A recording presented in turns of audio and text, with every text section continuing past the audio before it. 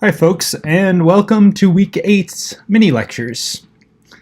As you are working on your essays and such, I'm going to keep the content for this week as a bit shorter, but we also need to consider how to read our next book, as it's a rather troubling one. It's a biography of Madison Grant, one of the United States' foremost conservationists, but also one of the United States' leading thinkers of scientific racism. This is a book that will likely shake you and disturb you. The difficult part of this subject is in its logical appeal up to a point. And it is very possible to see how Madison Grant arrived at his conclusions as he was drawing on the latest science of his day. There's also the difficulty in grappling with Madison Grant's mixed legacy.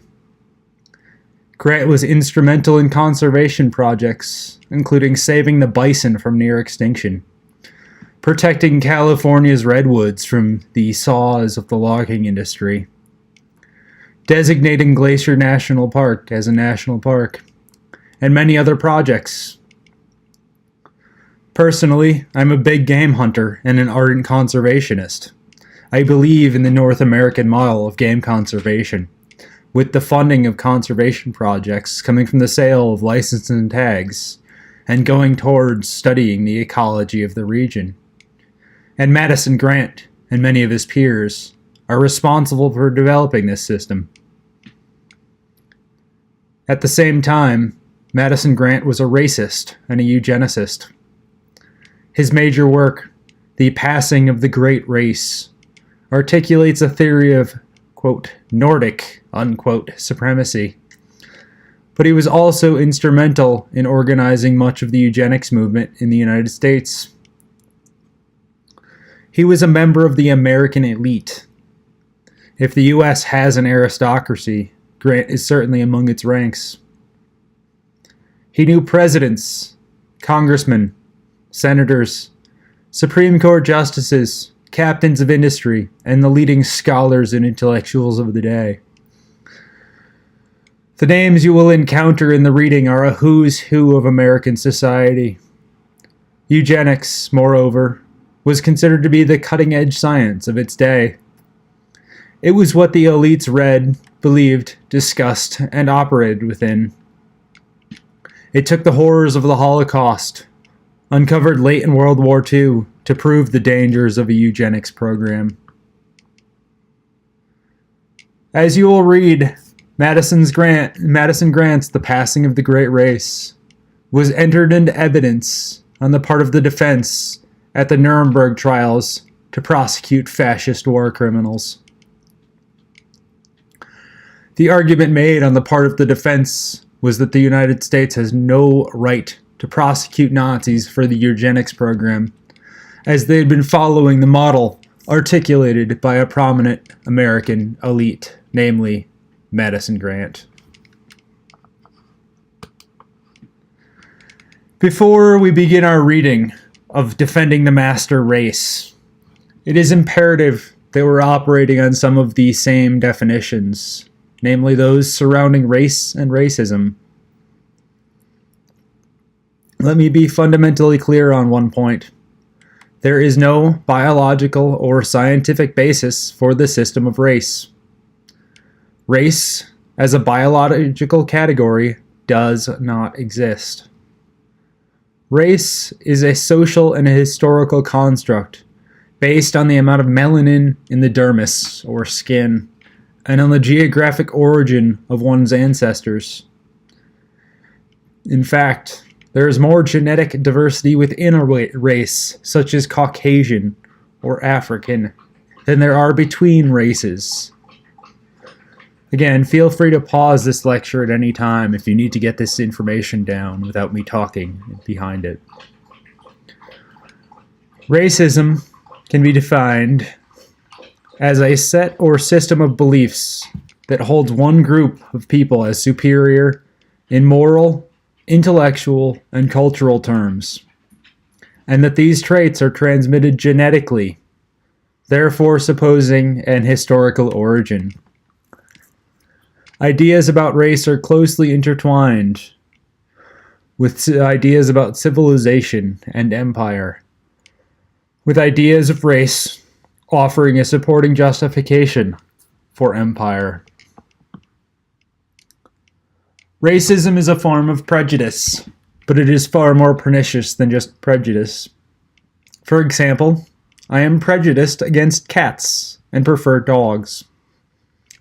Some of this is my allergies and some of it is just temperament. It is a form of prejudice, but it is certainly not racism. Ethnocentrism is a more specific form of prejudice, but it is not racism either. Ethnocentrism, or the centering of one's own ethnicity in one's worldview, seems to be a strategy of survival and of designating insiders and outsiders, or others. I think it might be best described as a stranger danger reaction, which is a reaction inherent in most animals, Homo sapiens included. Imagine a small Stone Age, Paleolithic, or Neolithic community on the cusp of the agricultural and metallurgical revolutions.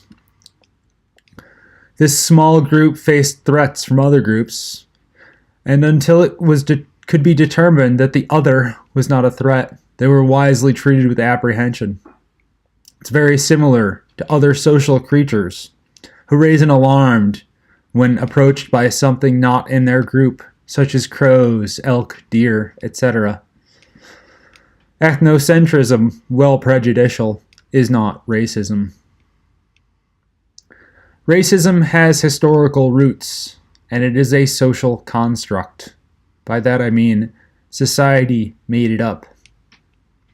Various scholars have tried to define the origins of racism, with one, Marcus Rediker, arguing that the transatlantic slave trade, and specifically the slave ship, were ground zero for the social construction of race.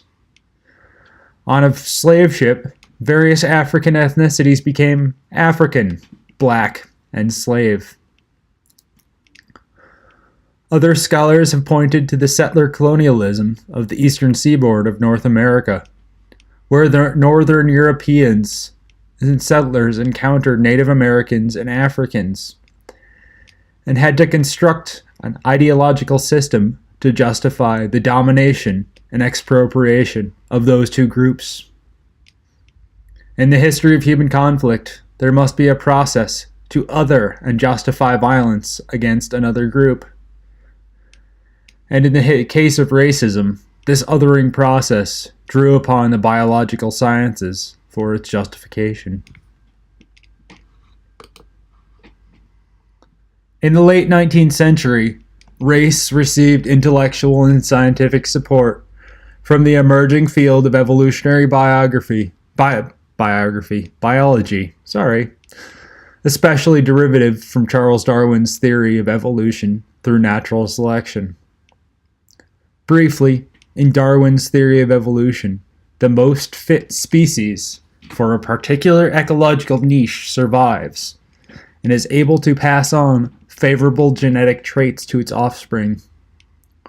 Over generation, certain adaptations for the ecological niche develop and are passed on.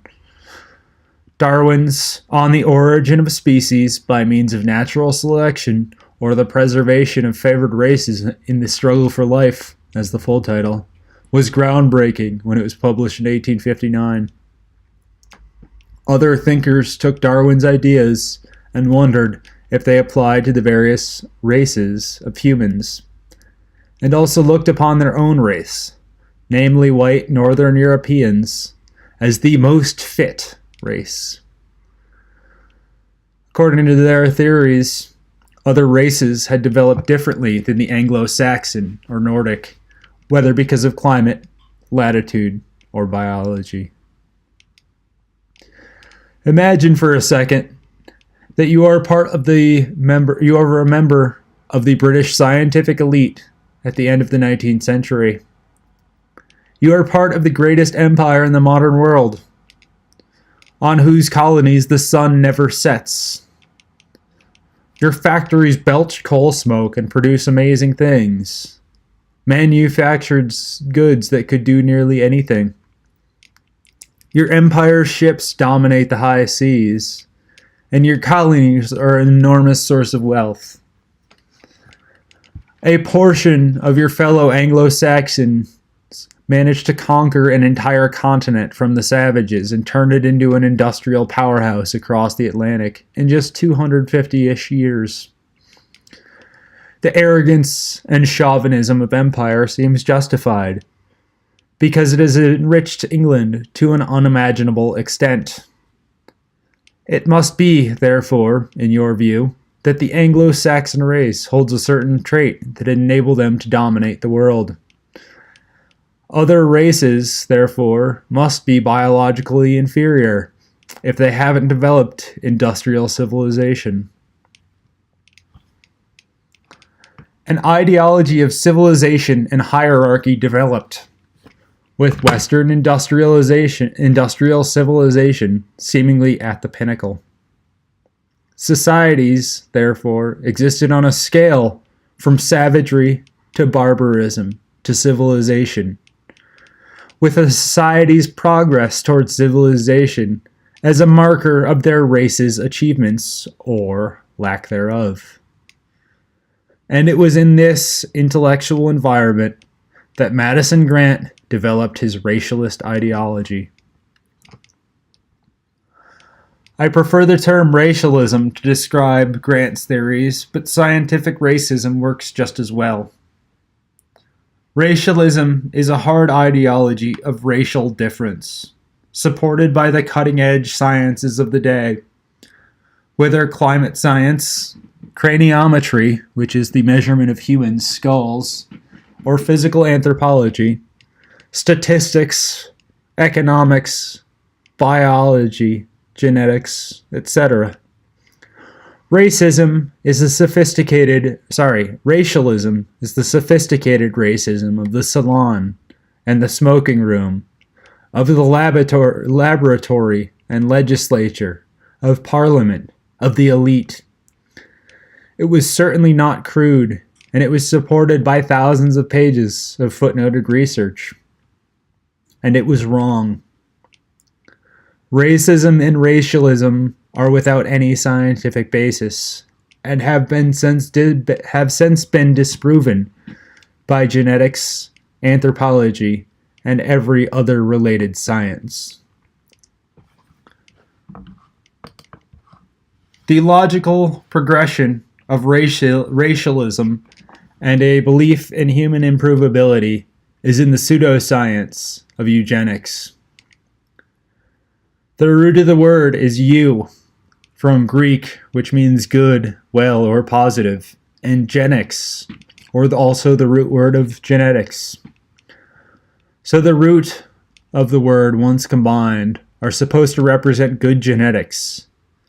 But the reality of eugenics theory is that it is a logical slippery slope towards atrocity. Forced sterilization, mass execution, and other techniques to keep the gene pool pure. Effectively, eugenics is the idea of human perfectibility, of the ability to breed a better human, but on the normative basis of Northern European society. There are two distinct lines of operation in eugenic theory: positive eugenics and negative eugenics. Positive eugenics measures include pronatal policies designed to encourage the breeding of desirable humans. A government might choose to offer tax incentives for families to produce more children, or tax breaks for marriage, or provide a public health campaign, or any number of other measures. At a lot of the state fairs in the era, a eugenics society might hold a fittest family contest, awarding the title to a family with desirable traits and a large number of offspring.